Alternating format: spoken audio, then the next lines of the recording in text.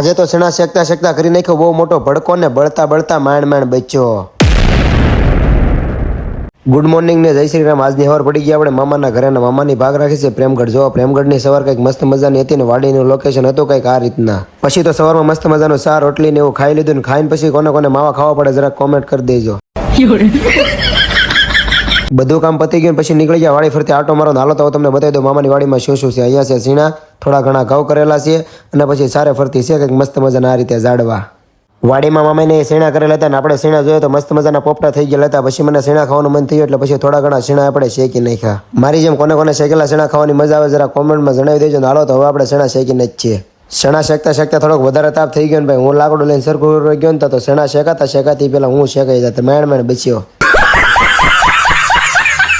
હાલો તો હવે બધા મસ્ત મજાના શેણા શેકાઈ ગયા છે ને તો હવે પોળા પાડી દઈને પછી બધા શેણા આપણે વીણવાના છે તો પછી કરી દઈએ વીણવાનું શરૂ। આપણે તો શેકેલા શેણા વીણવાનું કામ શરૂ કર્યું ને પછી આ બેનને એટલી ઉતાવળ હતી ને ખાવાની કે અહીંયા બેઠા બેઠા શરૂ કરી દીધું શેણા ખાવાનું। હાલો તો મસ્ત મજાના 2 તગારા ભરીને શેણા શેકી નાખ્યા છે ને હવે શેણા ખાઈ નાખી। તમારા કોઈને ખાવા હોય તો મોકલાઈ દો, થોડાક આમ તો કોમેન્ટ કરી દેજો। હાલો તો હવે પાછા મળીએ આપણે નવા મિની વ્લોગમાં।